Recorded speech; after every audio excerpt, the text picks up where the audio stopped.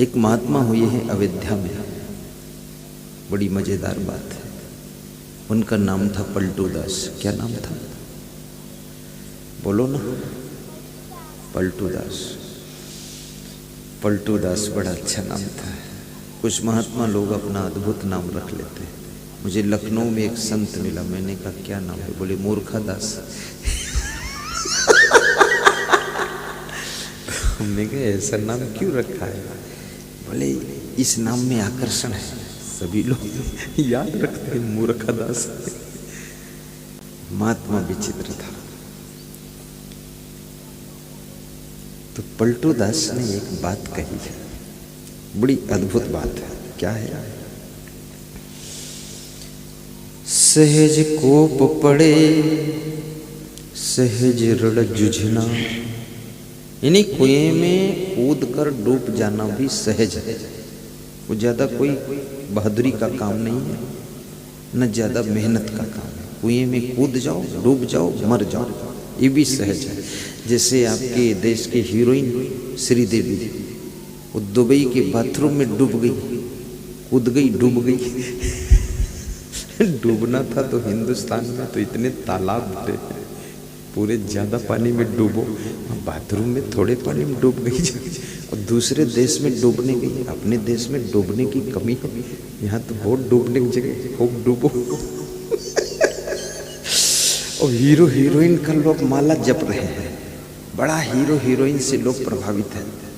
अरे उसकी जिंदगी में इतनी टेंशन है, इतने दुख है, इतनी उलझन, इतना कलह कलेश है, उसको बाथरूम में डूब करके आत्महत्या करनी पड़ती है, दूसरा कोई उसकी हत्या करता है। तुम उनका नाम जप करके उनमें आकर्षित होकर के सुख चाहते हो, तुमको भी बाथरूम में ही डूबना पड़ेगा। उनके लफड़े में ज्यादा फंसोगे, इसलिए उनके चक्कर में मत फंसो, भक्ति सत्संग में लगो।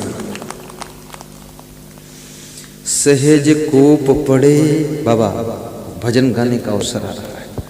सहज रण जुझना, युद्ध मैदान में मर जाना, मार देना, जूझ जाना, ये सब सरल है।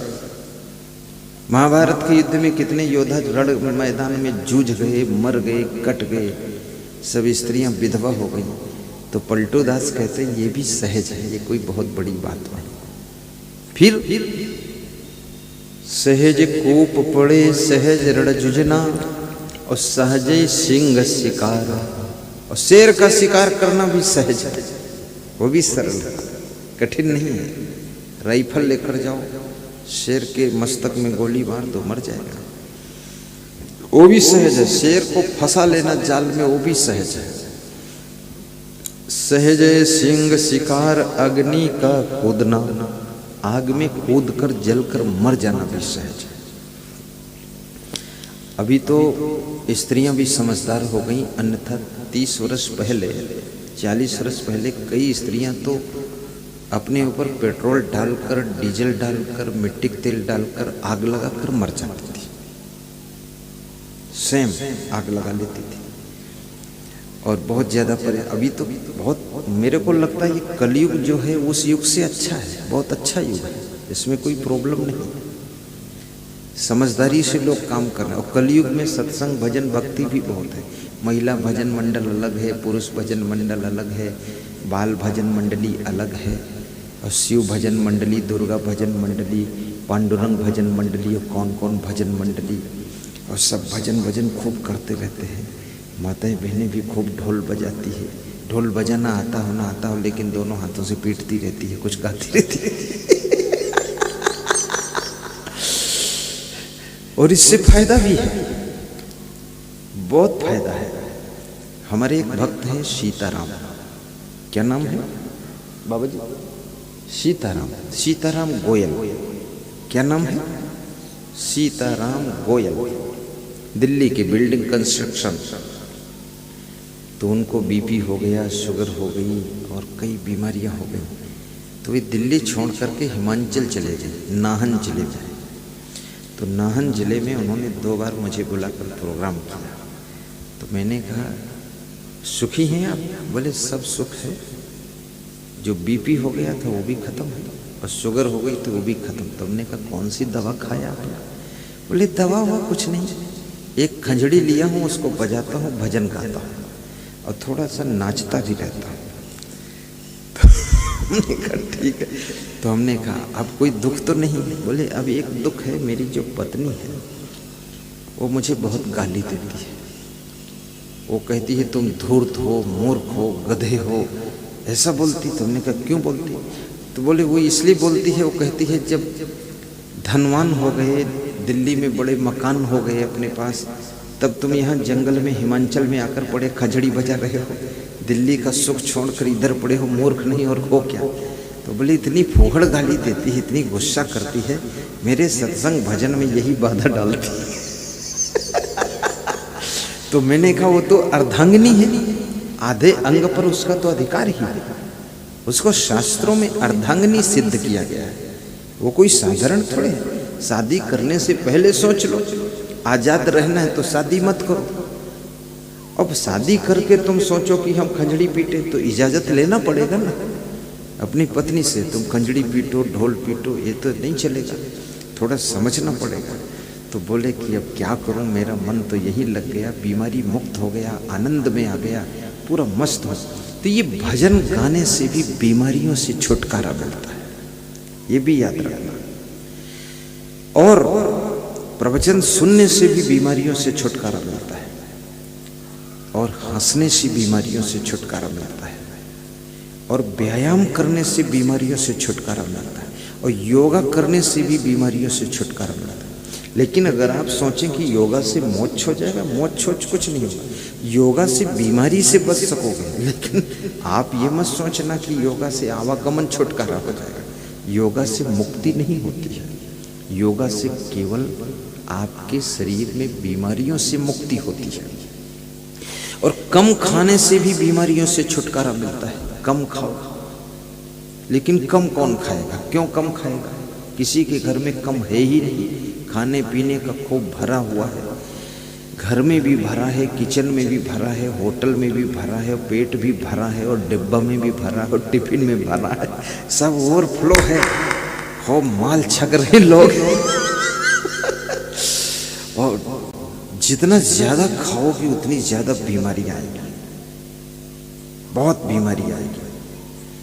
और ये भी कहता हूं ज्यादा खाने वाले लोगों की बुद्धि भी कम हो जाती है।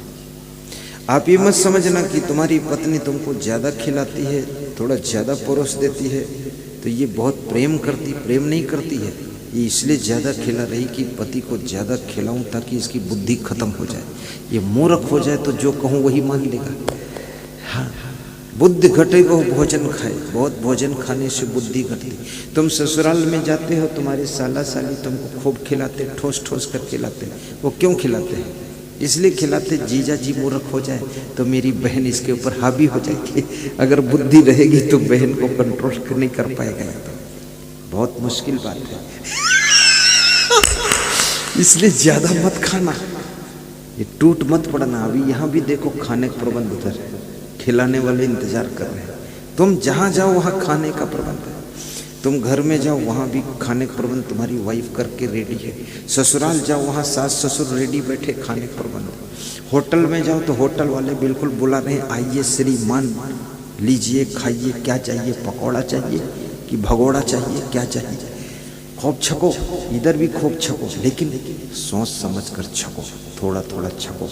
ऐसा नहीं कि मत खाओ, खाइए लेकिन थोड़ा कम खाइए, और चबा चबा कर खाइए, स्पीड से मत खाइए, स्पीड से खाओगे हजम नहीं होगा, ये अंदर कोई कटोरा भर पी लेने से हजम नहीं।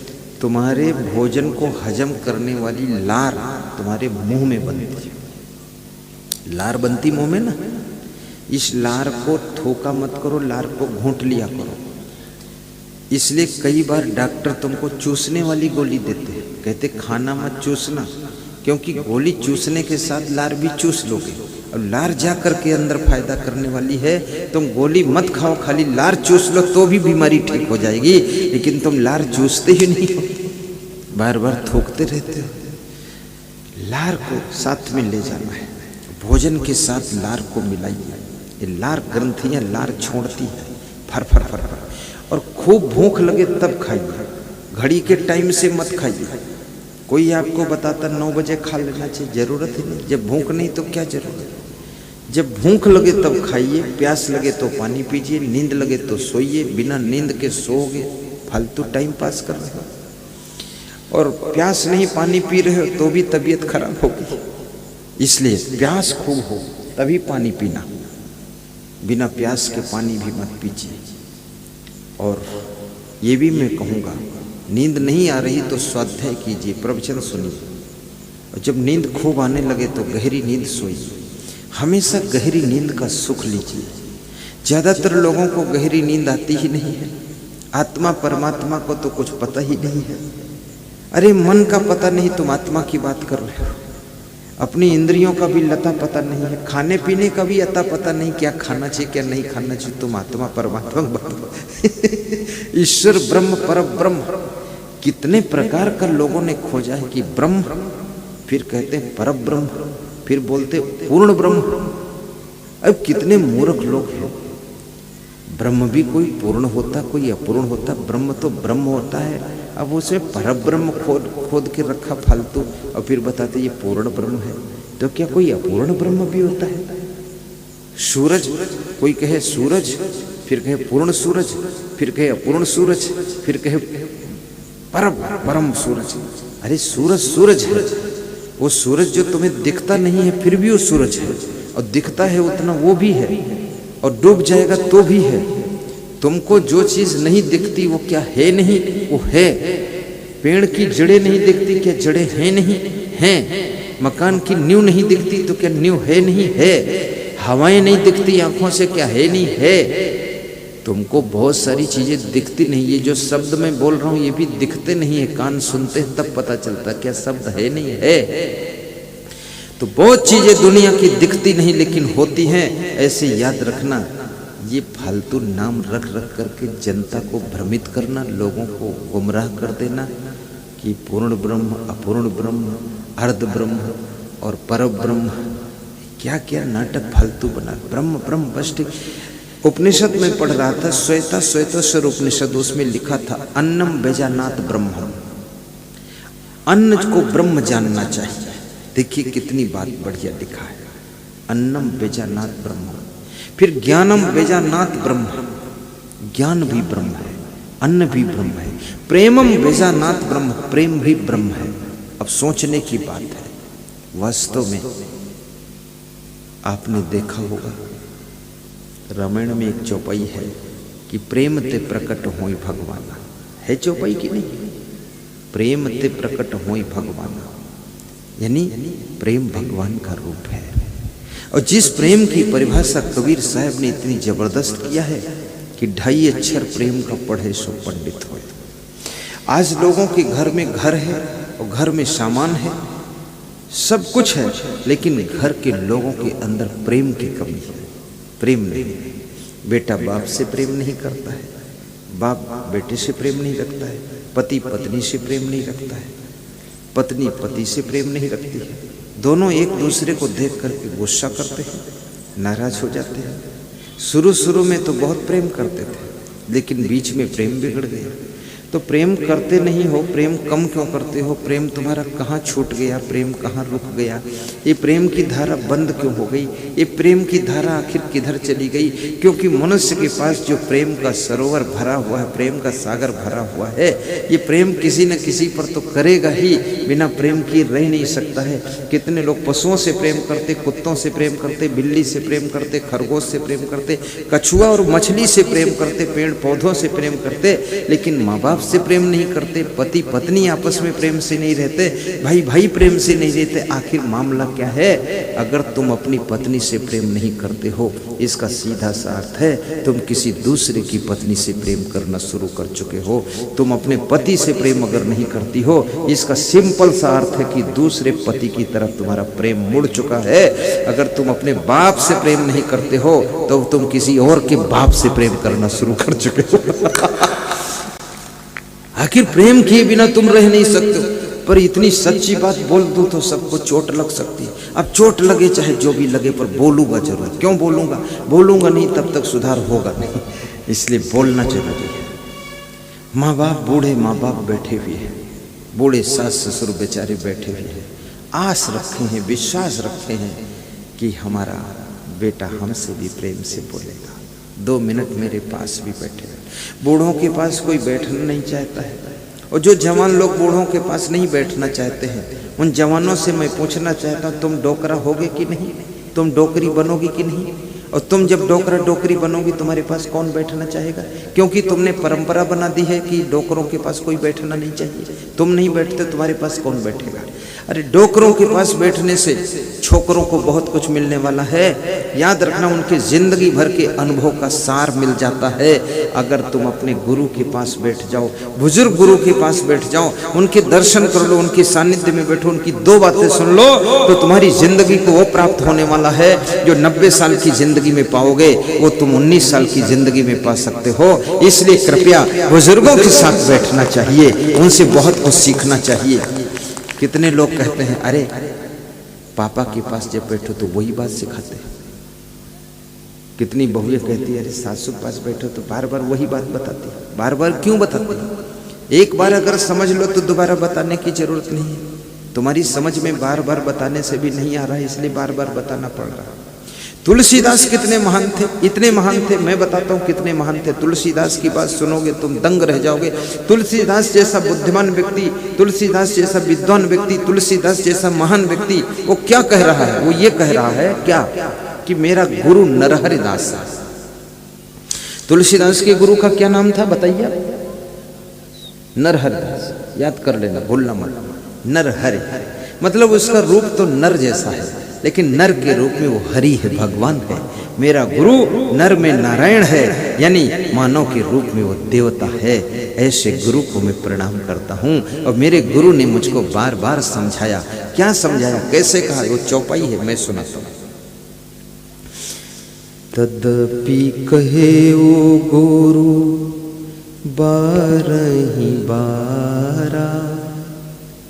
तद्यप मेरे गुरु जी ने बार बार मुझको समझाया, या ये समझ लो कि 12 बार समझाया, या समझ लो बारंबार समझाया। तदपि कहे वो गुरु बारही बारा, समझी परी कछु मति अनुसारा। समझी परी कछु मति अनुसार, तदपि कहे गुरु बारही बार। तुलसीदास की नम्रता। कहते हैं तद्यप मेरे गुरुदेव ने बार बार मुझको समझाया, लेकिन मेरे समझ के अनुसार, बुद्धि के अनुसार थोड़ा समझ में आया है। और जो थोड़ा समझ में आया है, भाषा बद्ध करऊं मैं सोई, उसे मैं भाषाबद्ध कर रहा हूं। जो समझ में आया उसी की मैं रामायण लिख रहा हूं। थोड़ा समझ में आया है तो इतनी मोटी रामायण लिखा है। अगर पूरा समझ में आ जाता जितना गुरु ने समझाया था, तो कितनी मोटी रामायण लिख देते। सोचो, तुलसीदास जैसा व्यक्ति इतना समझदार है, बुद्धिमान है, फिर भी कहता है मेरी समझ में थोड़ा आया है। समझ परी कछु, कछु माने थोड़ा, मति अनुसार, मेरी बुद्धि के अनुसार थोड़ा समझ में आया है। लेकिन फिर भी मेरे गुरुजी निराश नहीं हुए और गुरुजी हिम्मत नहीं हारे। मेरे गुरुजी बारंबार मुझको समझाते रहे और मैं समझता रहा। गुरुजी न समझाने में वो थके, न मैं समझने में थका, न उनको थकान आई न मुझे थकान आई। उसका परिणाम ये आया कि एक रामायण खड़ी हो गई। याद रखना, तुम्हारे माँ बाप बार बार समझाए, सास ससुर समझाए, तुम्हारा पति समझाए, पत्नी समझाए, या गुरु समझाए, या कोई भी समझाए, तो उसकी बात को बार बार सुनो, बार बार समझो, और जितना समझ में आए उतना जिंदगी में उतार लो। उसी से जिंदगी तुम्हारी